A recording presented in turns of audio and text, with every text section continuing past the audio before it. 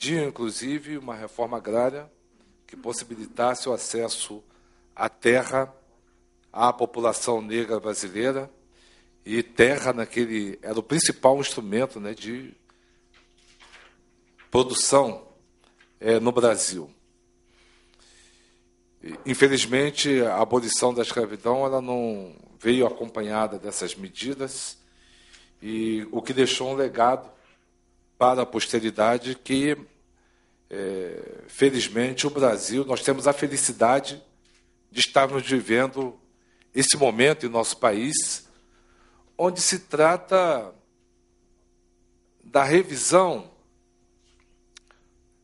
do processo de formação de nosso país, recuperando a contribuição que homens e mulheres que aqui chegaram escravizados e que era um principal instrumento de produção naquele período, da cultura do algodão, da cultura do café, da extração de minérios nas Minas Gerais, e que durante 3 séculos foram os principais responsáveis pela economia do nosso país, tanto do ponto de vista produtivo, como do ponto de vista tributário. Até porque uma das grandes fontes de arrecadação da coroa brasileira era a transação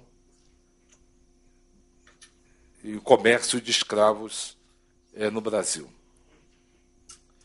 E o Brasil, naquele período, tinha uma relação muito intensa com o continente africano, por conta de que o trabalho escravo era o meio pelo qual o Brasil produzia riquezas e, com isso, mantinha a sua economia. Relação muito intensa de comércio com o continente africano, que, felizmente, ministro Lewandowski, ministro Joaquim Barbosa, hoje começamos a recuperar com a abertura de escritórios e embaixadas no continente africano. Isso foi interrompido com o fim do tráfico de escravos em 1850, mas a herança permanece até hoje nos costumes, nas religiões praticadas em nosso país, na culinária, enfim, nas mais diferentes áreas da vida de nosso país, tem a presença, a contribuição, às vezes não tão visível quanto deveria ser, da contribuição dos africanos, ou dos descendentes de africanos.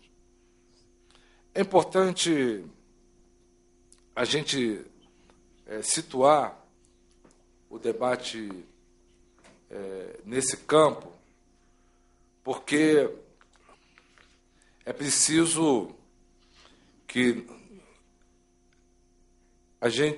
o Brasil faça um reencontro com a sua história. A Constituição da República, como aqui bem colocou a vice-procuradora Débora Duprá, o advogado-geral da União, Luiz Inácio Adams, ela nos oferece os instrumentos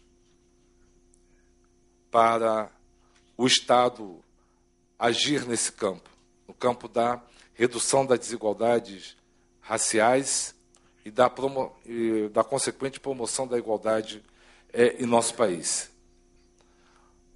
E eu quero colocar também um dado em relação aos acordos firmados pelo Brasil no âmbito internacional. O Brasil participou com muito entusiasmo, em 2002, da Conferência contra o Racismo, realizada em Durban, que tira uma agenda onde os Estados se comprometem com políticas e com a criação de instrumentos para a redução das desigualdades raciais e o combate ao racismo nos respectivos países. O Brasil é signatário desse documento, e o Brasil tem sido referência no mundo nas ações no âmbito da promoção da igualdade racial.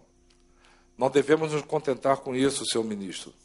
até porque a demanda histórica e social é muito grande. Então, vale o ditado do poeta, né? Se muito vale o já feito, mais vale o que será. E muito precisa ser feito no Brasil para que sejamos efetivamente, né, uma nação de iguais. O quadro de desigualdade no Brasil, se formos ver ao longo da história, estampa uma tragédia. O negro ficou absolutamente desprovido dos instrumentos de inclusão de forma qualificada na sociedade brasileira.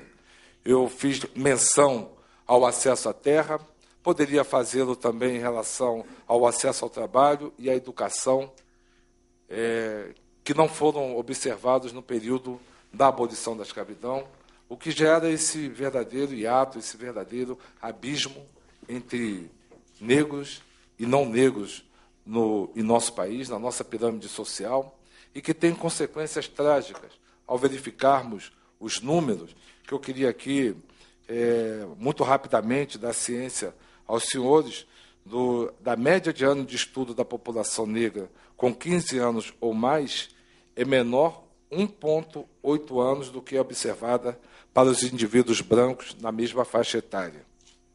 A taxa de analfabetismo da população negra com 15 anos ou mais é 2 vezes 0,2% maior que do segmento branco de nosso país.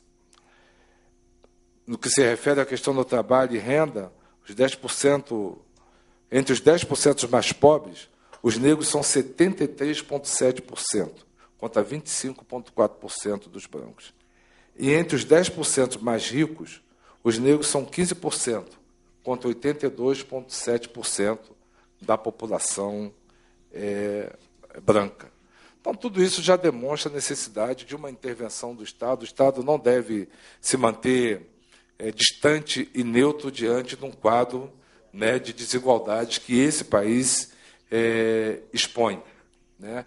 Aristóteles, na Grécia Antiga, já falava do tratamento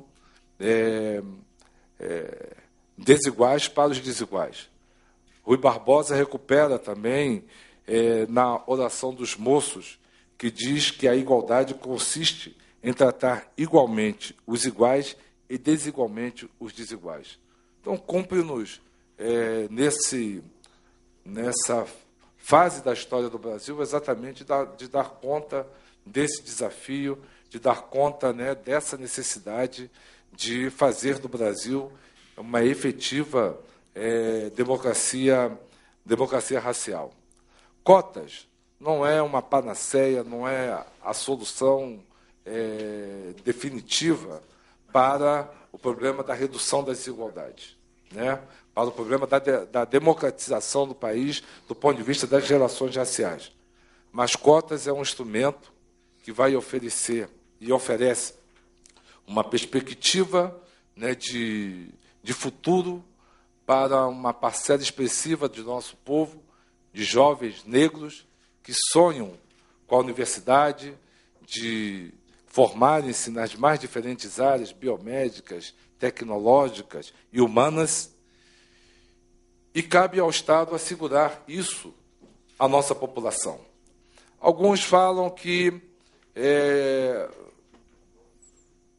colocam o seguinte argumento, que eu investi na formação de meus filhos para que ele pudesse passar para uma universidade pública, seja ela a Universidade do Estado do Rio de Janeiro, seja ela a Universidade de Brasília. Mas esse investimento é compartilhado também, senhoras e senhores, com toda a população de nosso país, na medida em que há uma renúncia fiscal por parte do Estado, na dedução de imposto de renda daqueles que colocam seus filhos na escola, e dedução de imposto de renda significa menos recurso para que o poder público possa atuar, né, no oferecimento das políticas públicas, principalmente de educação, que visa atender o conjunto da população brasileira. Então, aí também há um processo de discriminação, que eu não estou aqui a dizer que deve acabar, que deve ser extinto, muito pelo contrário, mas eu gostaria de chamar a atenção para esse processo, né, esse dado, né, de discriminação, né, que atende àqueles que têm a possibilidade de ter os seus filhos em escolas particulares. Um outro dado que eu gostaria aqui de colocar é referente, senhor ministro, à possibilidade de trazermos conflitos raciais à sociedade brasileira. Ora, nós temos a Universidade de Brasília, temos a Universidade, né, do Estado do Rio de Janeiro, que já, desde 2002, tem um instituto de cotas, e nós não temos notícia assim, de grandes conflitos ou de divisão e segregação no ambiente universitário entre os estudantes beneficiados, né, por cotas e os estudantes que entram por outros caminhos nessas universidades. Então, acho que a ciência social ela deve se apoiar em fatos, até para, a partir da análise dos fatos, definir, né, perspectiva de futuro para aquele fato histórico. E o que se observa em relação ao Instituto de Cotas é que não há, assim, indícios de grandes conflitos na sociedade brasileira pela adoção. São perto de 60 universidades que adotam cotas e nós não temos notícias de grandes conflitos. Um outro dado que eu gostaria de colocar, um exemplo que eu gostaria de trazer, é da Pontifícia Universidade Católica do Rio de Janeiro, que há 15 anos ela tem, né, recepcionado estudantes oriundos do pré-vestibular para negros e carentes. E há um convívio muito positivo entre os jovens beneficiados por esse instrumento pela Pontifícia Universidade Católica do Rio de Janeiro, que todos conhecem aqui o seu padrão de excelência, e aqueles que têm historicamente ingressado nessa universidade, e o convívio tem sido absolutamente cordial e democrático. Por isso, eu aqui encerro a minha intervenção dizendo que aguardo com ansiedade, né, a decisão do Supremo Tribunal Federal e, no mesmo tempo, em que aplaudo a iniciativa, né, de Vossa Excelência no sentido de convocar uma audiência pública, de convidar a sociedade para participar desse momento que eu diria que, daqui a alguns anos, nós iremos avaliá-lo do ponto de vista da importância histórica que esse momento tem para o nosso país. Muito obrigado e é um prazer estar compartilhando essa manhã aqui com as senhoras e com os senhores. Agradeço a participação do excelentíssimo senhor ministro Edson Santos de Souza. Anuncio também que o ministro Joaquim Barbosa se retirará por alguns instantes, deverá retornar. Em seguida, ouviremos o pronunciamento do senhor Erasto Fortes de Mendonça, doutor em Educação pela Unicamp e coordenador-geral de Educação e Direitos Humanos da Secretaria Especial de Direitos Humanos, que falará também por até 15 minutos.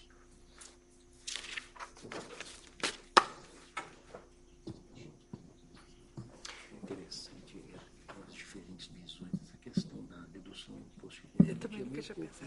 Agora, olha que dado interessante isso daqui. Senhor ministro Ricardo Lewandowski, demais autoridades aqui presentes, senhoras e senhores, quero, em primeiro lugar, fazer uma saudação pela convocação dessa audiência pública e manifestar o agradecimento da Secretaria Especial dos Direitos Humanos da Presidência da República, que se sente honrada por ter sido chamada para prestar a sua colaboração, a sua contribuição para o aprofundamento da questão das políticas públicas de ação afirmativa, em particular em relação às políticas de reserva de vagas no ensino superior. A Secretaria Especial dos Direitos Humanos da Presidência da República tem um mandato de articulação interministerial e intersetorial das políticas de promoção e proteção dos direitos humanos no Brasil. E ela procura cumprir esse mandato pautada por orientações internacionais e pela legislação e normas nacionais. Há um grande complexo de declarações, acordos, tratados, convenções internacionais, bem como imperativos constitucionais e infraconstitucionais de nosso país que demarcam a compreensão sobre a dignidade do gênero humano ao longo do tempo, numa espécie de viagem civilizatória sem volta, para usar uma expressão do ilustre ministro Carlos Aires Brito. Dentre os inúmeros instrumentos internacionais que afirmam os direitos humanos, cabe citar diversas declarações de direitos das revoluções liberais, como a Declaração dos Direitos de Virgínia, de 1776, a Declaração dos Direitos do Homem e do Cidadão, produto da Revolução Francesa em 1789, quando ainda existia o apartamento das mulheres da amplitude dos direitos civis e políticos. E chamar a atenção para o tríduo de valores da liberdade, da igualdade e da fraternidade que essa revolução traz à nossa compreensão. E, finalmente, talvez a mais importante contemporaneamente, a Declaração Universal dos Direitos Humanos de 1948, recuperando os valores revolucionários de igualdade, liberdade e fraternidade no seu primeiro artigo, que afirma que todos os seres humanos nascem livres e iguais em dignidades e direitos. São dotados de razão e consciência e devem conviver uns com os outros no espírito de fraternidade. O preâmbulo da Declaração Universal dos Direitos Humanos já nos chama a atenção para a necessidade de que os indivíduos e as entidades se esforcem para um processo de educação para os direitos humanos, anunciando e colaborando para forjar a inquietação de Hannah Arendt de que os homens não nascem livres e iguais, mas conquistam esses direitos em processo de construção e reconstrução, de organização e de luta política. Ou, como nos lembra Bobbio, de que os direitos humanos não nascem todos de uma vez e nem de uma vez por todas. O desdobramento da compreensão dos direitos humanos em tratados, acordos, pactos internacionais, protocolos facultativos, abrangendo direitos focais como de mulheres, de crianças, de pessoas com deficiência, de povos originais, contra a tortura e tratamentos cruéis e degradantes, ou a eliminação de todas as formas de discriminação racial, contra o racismo, a discriminação racial, a xenofobia e intolerâncias correlatas, dentre outros instrumentos, são aqueles que nos orientam. No Brasil, já referido aqui pelos que nos antecederam, a Carta Magna de 1988, marcada pela volta do país à normalidade democrática e ao Estado democrático de direito, não poderia deixar de incorporar esses ideais. Seu preâmbulo, também aqui já lembrado, embora não tendo força de norma, elucida o espírito dos constituintes ao asseverar que a Assembleia Nacional Constituinte reuniu-se para instituir um democrático Estado de Direito destinado a assegurar o exercício dos direitos sociais e individuais, a igualdade, a justiça como valores supremos de uma sociedade fraterna, pluralista e sem preconceitos. Considerar o ser humano na sua vocação ontológica nos conduz à ideia de que a dignidade humana é inata, não cabendo ao direito outro papel senão o de declará-la. Apesar disso, ao lado desse arcabouço legislativo que contempla a dignidade da pessoa humana, é forçoso reconhecer que a legislação brasileira já também impôs impedimentos de acesso a direitos fundamentais e de direitos de cidadania. É dispensável aqui resgatar as razões históricas como a escravidão e o massacre indígena e de outros segmentos da sociedade brasileira que contribuíram para a situação de desigualdade ou de exclusão de negros e índios, gerando uma dívida do poder público para com esses setores e edificando uma trajetória inconclusa das cidadanias dos negros no Brasil, país que mais importou negros escravizados e o último do planeta a abolir legalmente a escravidão. Até o século XIX, negros, mesmo libertos, deveriam solicitar a chamada dispensa dos defeitos de cor, espécie de atestado por meio do qual se abdicava da negritude para ocupar cargos públicos, militares, civis e eclesiásticos. Como ocorrido com o primeiro governador negro, Eduardo Ribeiro, instado a declarar que, apesar de ter a cor errada, era civilizado, assimilado aos bons costumes da sociedade dos homens livres, pedindo a dispensa da observação de seus defeitos de origem.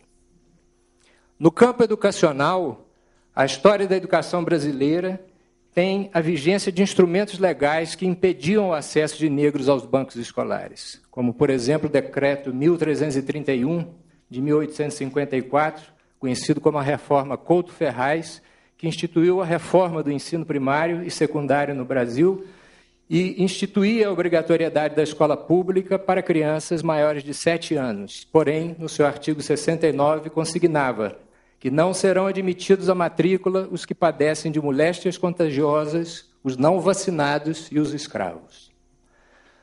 A abolição da escravidão não foi capaz de dar aos negros o reconhecimento da sua dignidade como pessoa humana. Ao contrário, simultaneamente foi se instilando no imaginário coletivo a licença para preconceituar e discriminar negros. Como revela um pequeno exemplo que pode ser tomado como ícone dessa licença, na marchinha carnavalesca revestida de ideológica inocência. O teu cabelo não nega, mulata, porque és mulata na cor. Mas como a cor não pega, mulata, mulata, eu quero teu amor.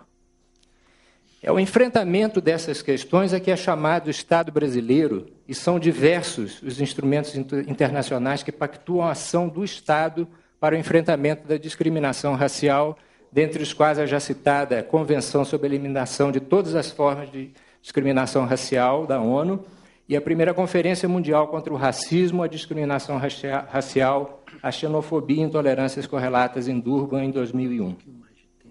Essa especificamente insta os Estados a estabelecerem programas e ações afirmativas ou medidas de ação positiva, incluindo o campo da educação. O Brasil adotou medidas protetivas e ações corretivas voltadas para grupos tradicionalmente excluídos. E a própria Constituição brasileira de 1988 sinalizou seu acolhimento dessas medidas. A Constituição estabelece que os objetivos fundamentais da República são definidos em termos de ações transformadoras do quadro social e político, como construir a sociedade livre, justa e solidária, erradicar a pobreza, promover o bem de todos sem preconceito de origem, raça, sexo, cor, idade e quaisquer outras formas de discriminação. Como ressalta a ilustre ministra Carmen Lúcia Antunes Rocha, em atento artigo sobre a ação afirmativa, o conteúdo democrático do princípio da igualdade jurídica, os verbos utilizados pelos constituintes ao definir os objetivos fundamentais da República reclamam do Estado um comportamento ativo, obrigações transformadoras do quadro social e político retratado quando da elaboração do texto constitucional. Portanto, aqui não se trata apenas de impedir o preconceito e a discriminação, mas de agir para mudar com a adoção de políticas afirmativas. Universaliza-se a igualdade como uma conduta ativa, positiva e afirmativa, obtendo a transformação social que é o objetivo fundamental da República.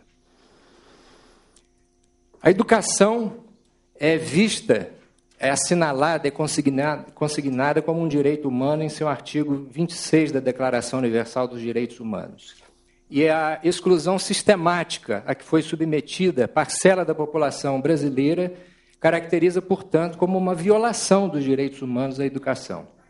A Secretaria Especial dos Direitos Humanos, nesse sentido, compreende a justeza da adoção de ações afirmativas de instituição de cotas raciais para o ingresso no ensino superior brasileiro, uma vez que compreende também que as políticas universais de acesso não lograram êxito no sentido de incluir essa parcela da população, como de resto eu creio que ficará demonstrado em outras explanações sobre indicadores sociais e educacionais brasileiros. A Secretaria Especial dos Direitos Humanos compreende também a especificidade da discriminação racial, cuja correção não é capaz de ser alcançada por medidas de proteção dirigidas a segmentos vulneráveis economicamente, ainda que se evidencie a presença marcante de negros nesse segmento. Não parece ter o mesmo significado no Brasil ser branco pobre e negro pobre, uma vez que este é discriminado duplamente pela sua condição socioeconômica e pela sua condição racial. O racismo não pergunta às suas vítimas a quantidade de sua renda mensal. A Secretaria Especial dos Direitos Humanos compreende ainda que o princípio da igualdade de oportunidades requer a atuação do Estado para corrigir desigualdades artificialmente criadas pela sociedade. A função dessa atuação corretiva é a promoção de oportunidades iguais para vítimas de discriminação, de maneira que os beneficiados possam competir efetivamente por serviços educacionais. A inclusão por regime de cotas em uma universidade, instituição baseada no sistema de mérito, nos conduz à compreensão de que o pertencimento ao grupo discriminado não é condição suficiente para ser beneficiado, pois o critério de mérito também deve ser satisfeito. As ações afirmativas não querem, por outro lado, ser uma discriminação em desfavor das maiorias. Por isso, a necessidade de fixação de percentuais mínimos que garantam a presença de minorias que se quer igualar, bem como a natureza temporária dessas ações. As políticas de ação afirmativa de ingresso por cotas de ensino superior não são excludentes com relação a políticas universalistas de ampliação da qualidade da educação básica. Ao contrário, elas devem fazer-se como uma combinação, como tem sido o empenho do governo brasileiro ao compreender a educação como um processo sistêmico em que os diversos níveis educacionais se complementam solidariamente. Dentre as iniciativas normativas do governo brasileiro no campo das ações afirmativas, o documento que está anexo e fornecido pela Corte nos ampara em alguns deles, mas eu quero aqui lembrar também os Programas Nacionais de Direitos Humanos em suas 3 versões, de 1996, 2002 e a última de dezembro de 2009, que asseguram a necessidade da ampliação das políticas de ação afirmativa. Finalmente, senhor presidente, penso que nós todos somos convidados a enxergar o sistema de cotas não como um favor concedido pela universidade, mas como um benefício que a população excluída, até esse presente momento, presta à universidade. Ao tornar-se sua usuária, a população negra colabora decisivamente para a democratização do espaço acadêmico. Ressalte-se que a sociedade tem sabido usar com responsabilidade e maturidade institucional a autonomia universitária desde 2001, para experimentar diferentes modalidades de ingresso no ensino superior por meio de políticas de cotas. Por fim, quero aqui resgatar os valores fundamentais que inspiraram a Revolução Francesa, de liberdade, igualdade e fraternidade.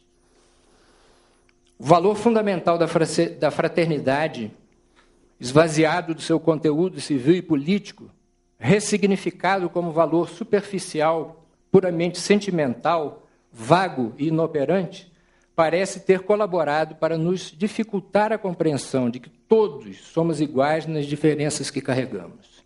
Recuperar o sentido civil e político da fraternidade como fundamento dos direitos humanos pode, creio, colaborar decisivamente para a mudança de mentalidade que permita a construção de uma cultura de direitos humanos na sociedade.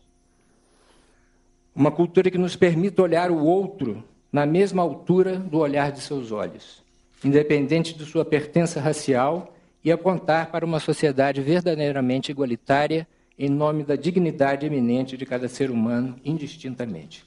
Quero, por fim, transmitir o aplauso da Secretaria Especial dos Direitos Humanos e meu aplauso pessoal pela iniciativa do senhor presidente na convocação dessa audiência. Muito obrigado.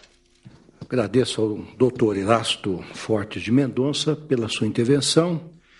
Convido agora a eminente professora Maria Paula Dallari Butti, que é doutora em Políticas Públicas, professora da Fundação Getúlio Vargas e secretária adjunta do Ensino Superior do Ministério da Educação.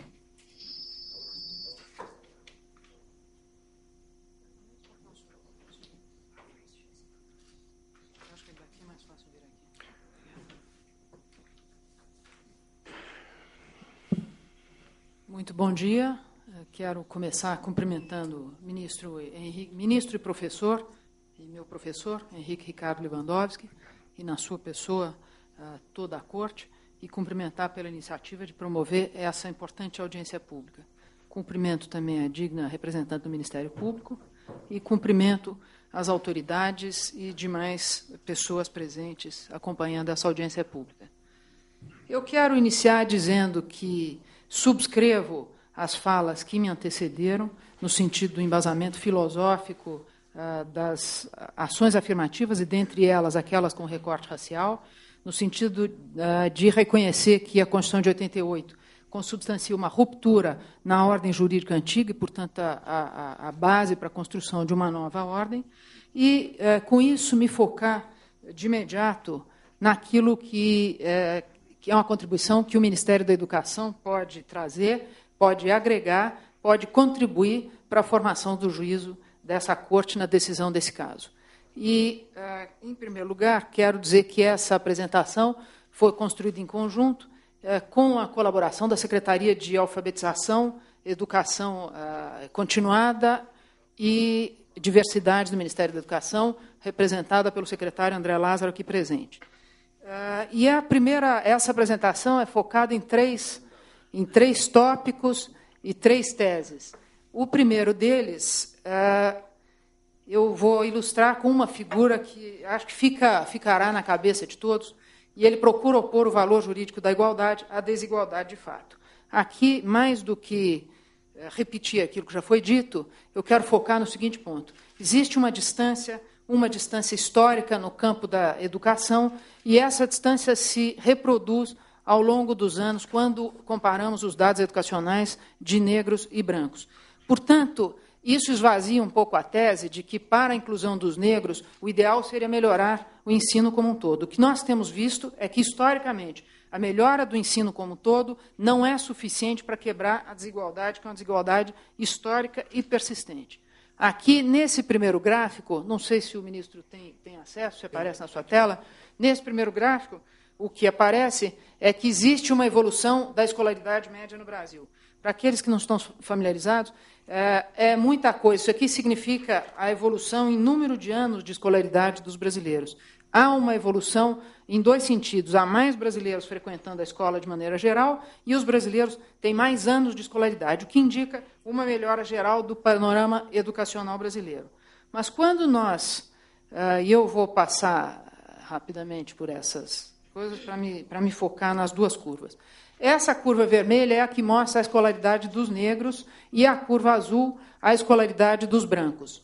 O que é impressionante nesse desenho é que há uma distância que permanece intocada nos últimos 20 anos, que é o que mostra esse gráfico, a despeito da melhora educacional que aquele primeiro gráfico mostra. Quer dizer, houve uma melhora educacional, mas ela não fez nenhum movimento na escolaridade dos negros, que devia ter, essa curva devia ter, a nossa expectativa é que ela subisse. E o que nós estamos vendo é que a distância até mesmo aumentou. Essa diferença, se nós compararmos outros segmentos, isso aqui é a escolaridade geral aos 25 anos. Se eu for analisar o ensino médio, os jovens entre 15 e 17 anos, o fenômeno se repete e ele é até mais agudo, porque houve uma melhora substancial da escolaridade brasileira no que diz respeito ao ensino médio, mas existe uma diferença, existe uma expansão, mais alunos na escola e mais permanência, mas a diferença da curva ela continua praticamente igual. Os jovens de 15 a 17 anos também têm uma diferença substancial e persistente quando comparados negros e brancos. Vamos adiante. A mesma coisa, se eu comparar, e aqui passo mais depressa, a mesma coisa se nós compararmos especificamente aquilo que nós estamos focando, que é a diferença de acesso ao ensino superior. A curva de cima, azul, é a dos negros, é a dos brancos, perdão, e a curva de baixo é a dos negros. Então, toda melhora que se produza, se nós levarmos apenas a evolução natural dos fatos, ela vai reproduzir essa tendência. O que significa que não basta a passagem do tempo. A passagem do tempo está demonstrado nos últimos 10 anos, nos últimos 20 anos, enfim, no período que se queira comparar, que tem indicadores confiáveis, mostra que a simples passagem do tempo não muda o estado de coisas. Essa desigualdade no campo educacional ela é permanente e tende a se perpetuar.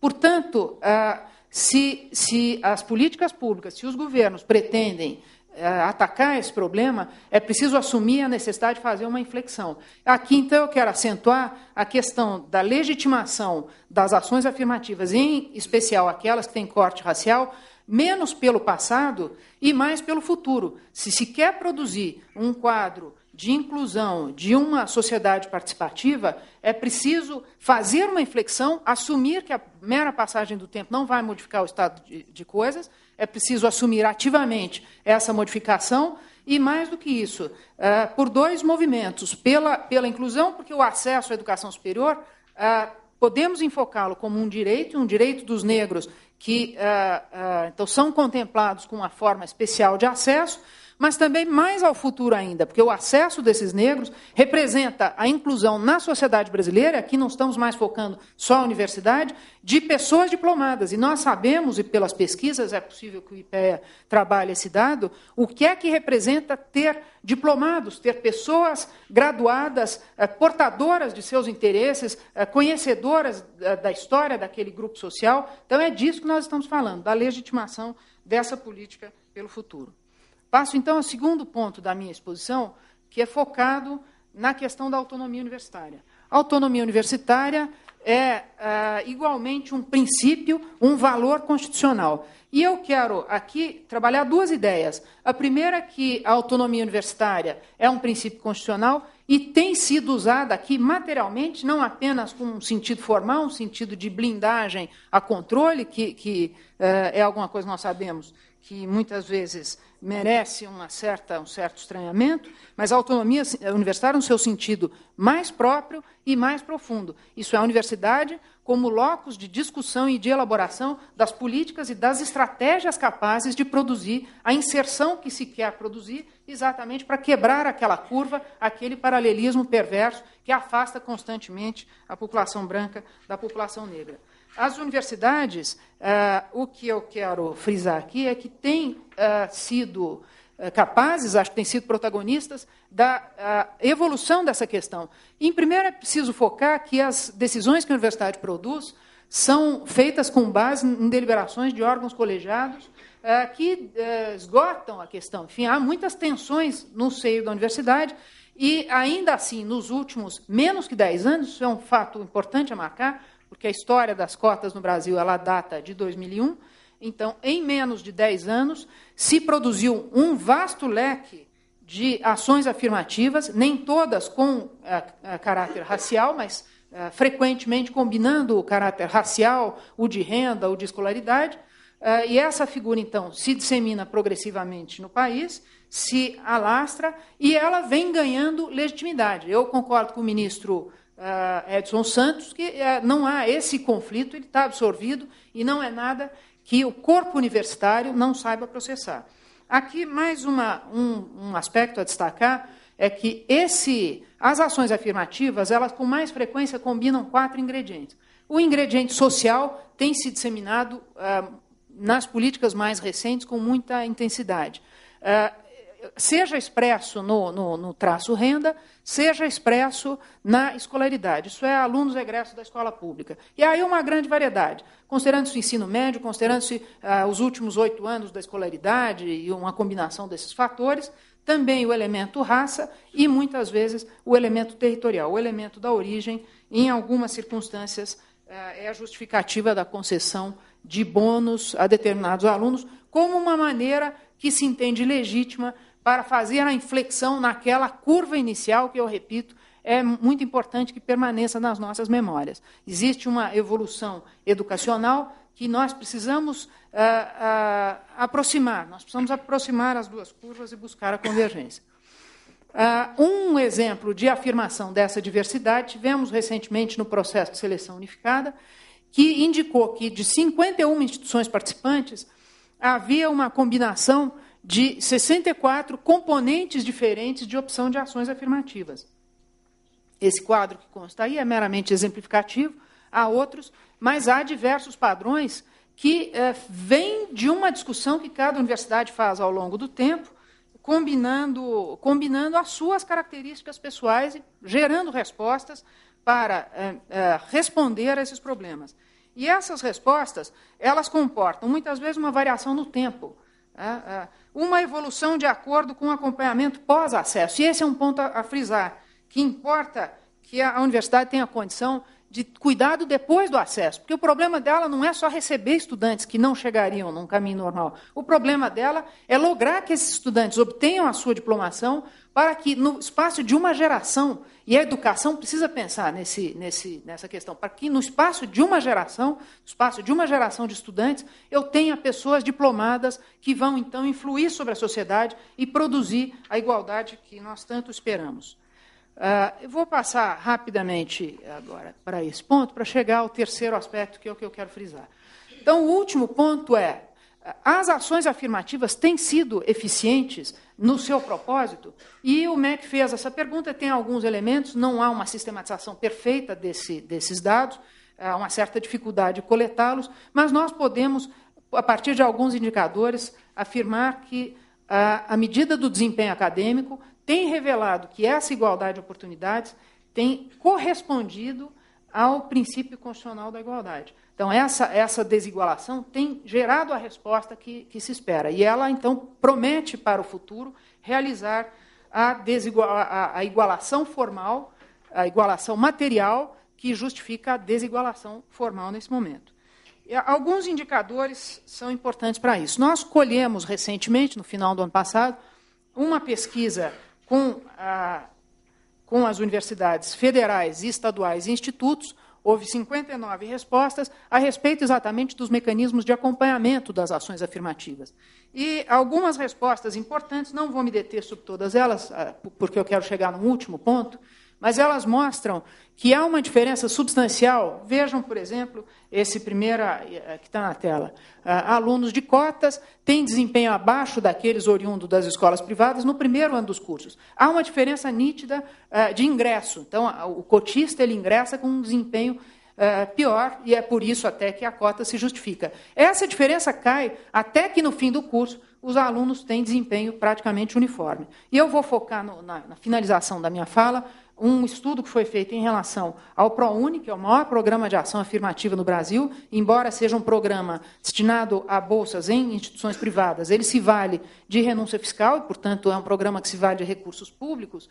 É um estudo que foi feito a partir do ENAD 2006, e aqui, apenas para aqueles que não conhecem, o ENAD é um exame que é aplicado aos ingressantes e aos concluintes de cada curso. Então, é uma base de dados muito propícia para fazer uma comparação entre quem entra e quem sai. E esse estudo, e eu não entreguei, mas eu vou entregar ao ministro depois, eu vou encaminhar ele, ele mostra, foi feita uma comparação com 10 cursos, e nesses 10 cursos, os ingressantes, nos 10 cursos, tinham nota inferior aos concluintes.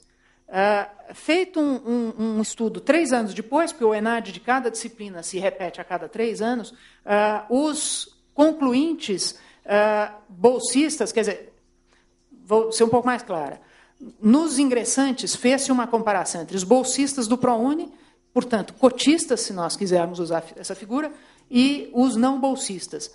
O desempenho dos prounistas, o desempenho, portanto, dos cotistas, nos 10 cursos, no ingresso, foi pior do que os demais. O bolsista entra com uma defasagem educacional. Na saída, na conclusão do exame feito 3 anos depois, o que se demonstra é que em 8 cursos, 8 daqueles 10 cursos, os alunos percorrem a diferença e conseguem se equivaler em termos de desempenho acadêmico. Isso é, a concessão da oportunidade dá para os estudantes as condições de superar as defasagens de início e faz com que a reta de chegada seja uma reta igualitária. E, portanto,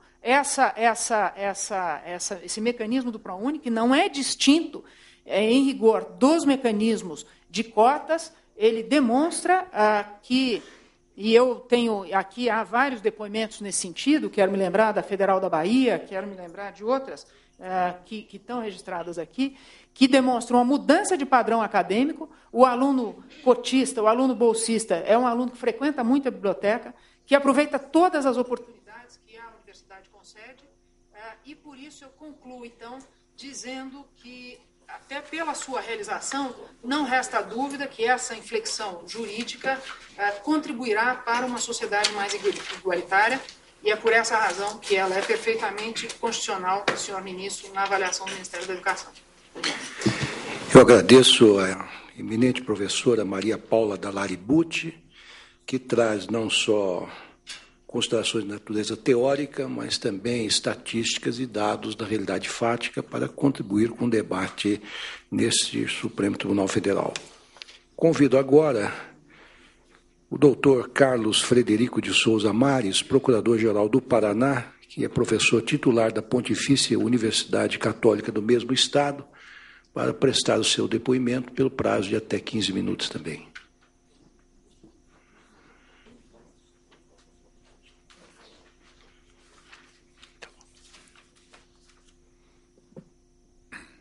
Bom dia.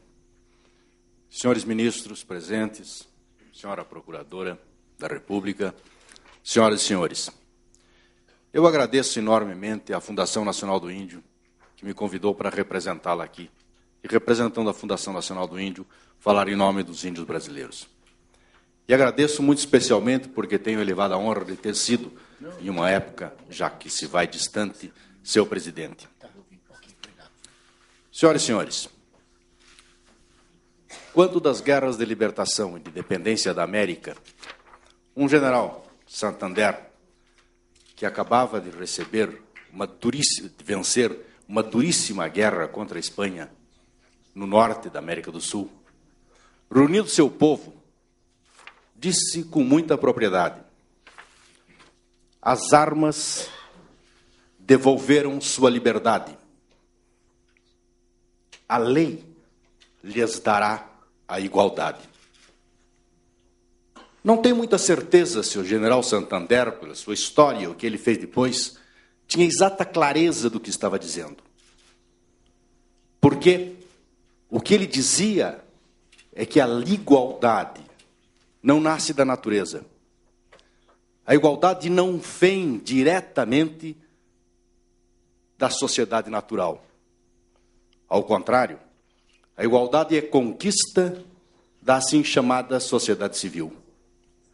Portanto, é necessário ter lei para que se tenha igualdade. Não basta ter natureza. A lei dá a igualdade, não a natureza. O permanente conflito, desde o descobrimento até hoje, entre Oriente e Ocidente, maldito Oriente, porque, embora o nome de índio remete às Índias, não são os povos indígenas, nem os afrodescendentes orientais. São só não ocidentais. Estão fora. Fora, inclusive, das guerras de libertação da América que construíram os Estados Nacionais. Mas este permanente conflito entre o Ocidente imposto e criado gerou, desde o início, por Espanha com leis de Índias e com Portugal com suas leis nacionais, suas leis portuguesas, políticas públicas. E políticas públicas assim chamadas de integração. Assim foi colocado desde o início aqui nesta colônia e nas colônias espanholas. Políticas de integração. A proposta era integrar. Só que estas políticas de integração eram políticas também de imposição. Duras políticas de imposição. Que se impunha a integração, quer dizer, a chamada para dentro do Ocidente, também um castigo, uma punição de não se manter fora do Ocidente.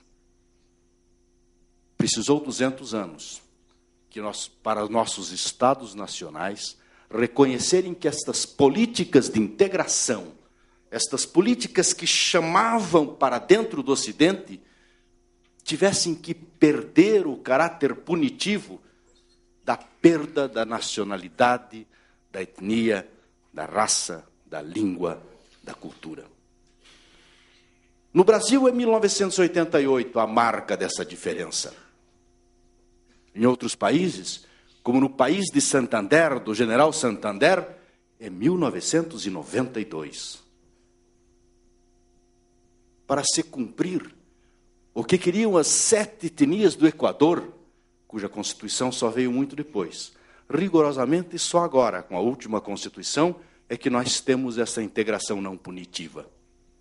As etnias, 7 etnias do Equador, sempre proclamaram, e proclamavam em suas bandeiras, em seus discursos, em suas reivindicações: posso ser como tu és, sem deixar de ser o que sou.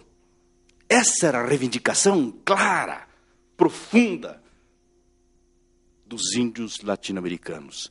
Mas não estavam sós, e não estão sós. É muito fácil ver isso para os índios, e por isso, felizmente para mim, como teórico, tem o exemplo indígena, e o exemplo indígena é muito fácil.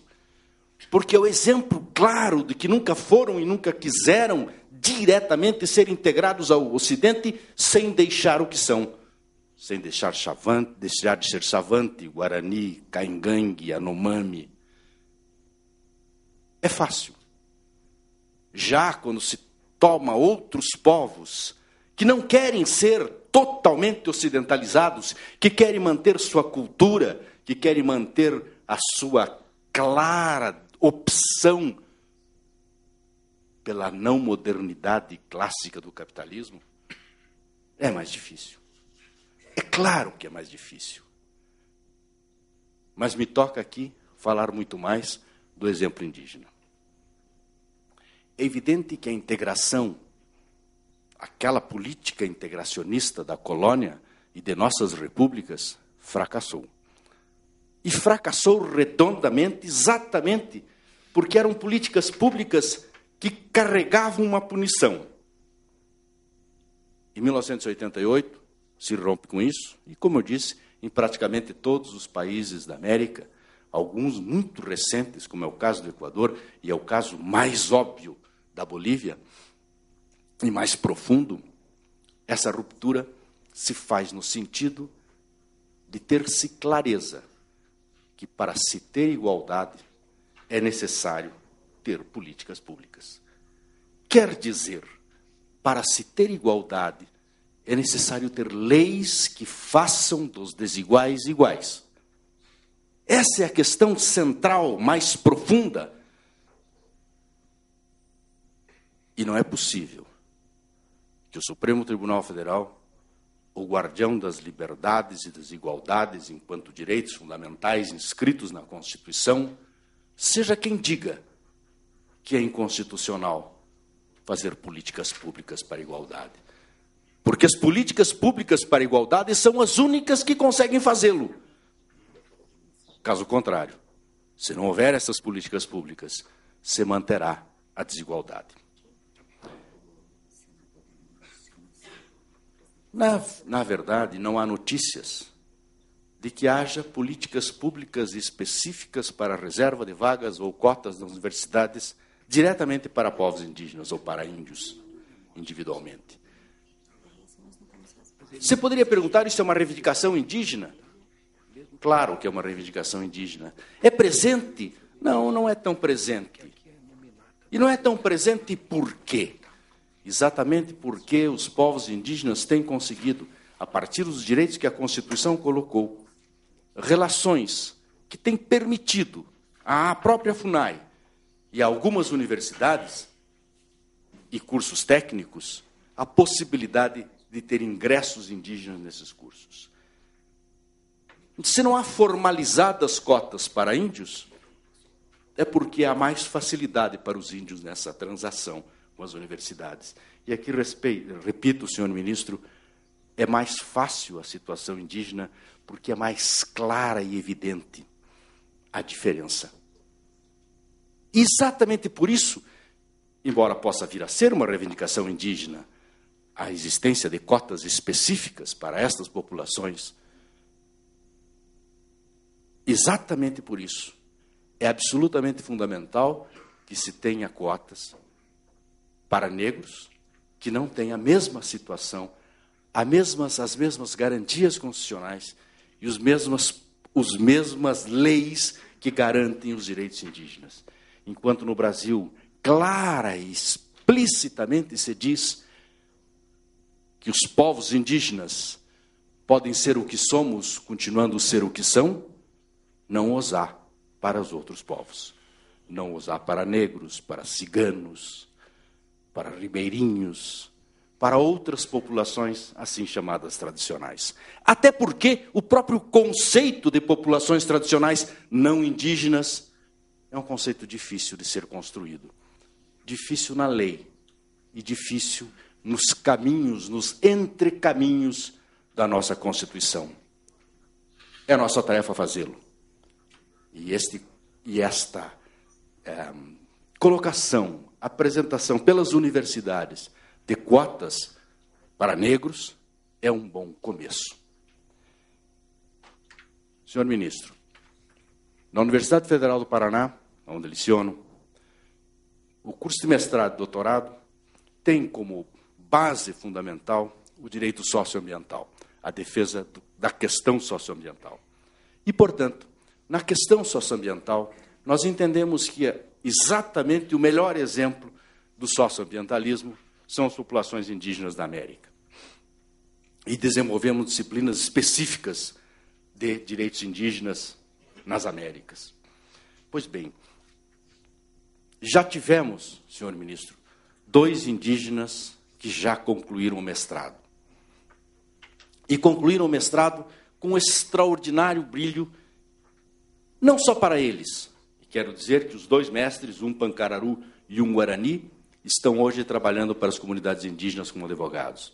Portanto, voltaram para as comunidades, para atender as comunidades nas questões jurídicas pertinentes a elas. Mas eu quero dizer, como professor daquela universidade, que a grande vantagem tirada da participação desses 2 indígenas naquele curso não foi dos 2 indígenas. Obviamente, não foi dos 2 indígenas. Eles ganharam muito. Ganharam um título de mestre. Mas quem ganhou efetivamente foi a pesquisa da universidade. Quem ganhou efetivamente foi os alunos que cursaram com eles as nossas disciplinas. E digo mais profundamente, quem ganhou com a participação desses 2 indígenas no nosso curso de mestrado foram nós, professores. Porque aí se possibilitou claramente um intercâmbio de conhecimentos.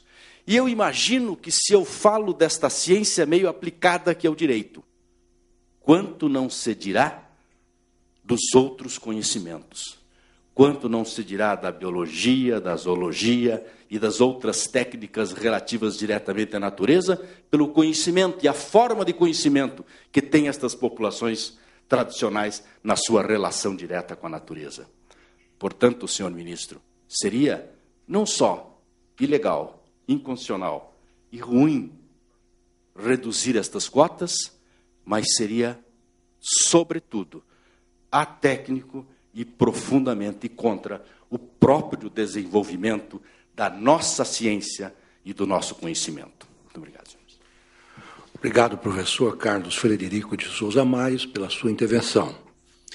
Convido agora, sem mais delongas, o senhor Mário Lisboa Teodoro, diretor de Cooperação e Desenvolvimento do Instituto de Pesquisa Econômica Aplicada. Falará também por até 15 minutos.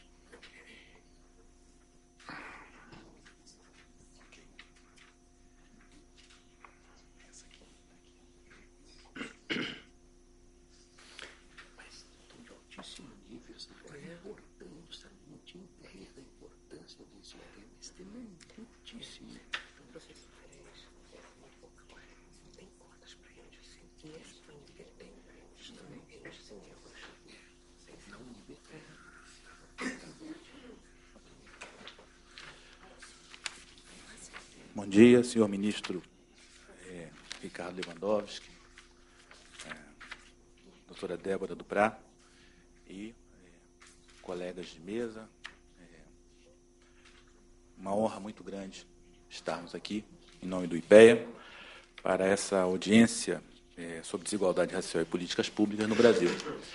E eu gostaria de começar, não tenho muito tempo, falando da ideia de desigualdade racial, dos estudos que o IPEA tem feito sobre essa ideia de desigualdade racial, e que, na verdade, há 10 anos, a partir de Durban, o IPEA foi convidado a fazer estudos sobre a questão racial no Brasil, e o que nós percebemos foi que, incrivelmente, um assunto tão importante se tinha muito poucos estudos sobre a questão, né? Então, nós nos deparamos inicialmente com dados, números, né, sobre a desigualdade racial do Brasil, que são números contundentes, né? Alguns exemplos nós teríamos, por exemplo, um trabalhador negro ganha em média... Obrigado. Ganha em média metade do que um trabalhador branco ganha, né? O percentual de negros abaixo da linha de indigência é 2,5 vezes maior do que o percentual de brancos. A população negra, pobre, é quase 70% dos pobres. E a população negra indigente é 71% do total de indigentes nesse país.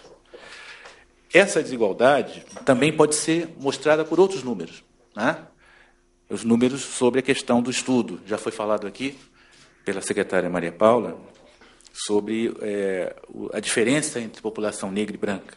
Mas eu gostaria de ressaltar principalmente o último dado que nós temos sobre crianças fora da escola de 7 a 14 anos. De um total de 571 mil crianças, 62% são crianças negras. Isso tudo nos mostra dados iniciais, mas nos ressalta principalmente que há uma renitente estabilidade dessa desigualdade. Não é um retrato apenas do dia de hoje, mas é alguma coisa histórica e que se reproduz daqui para frente. As desigualdades raciais no Brasil não são apenas expressivas e disseminadas, como também são persistentes ao longo do tempo, e essa é a nossa tragédia, ministro. As desigualdades raciais continuam se reproduzindo a cada geração,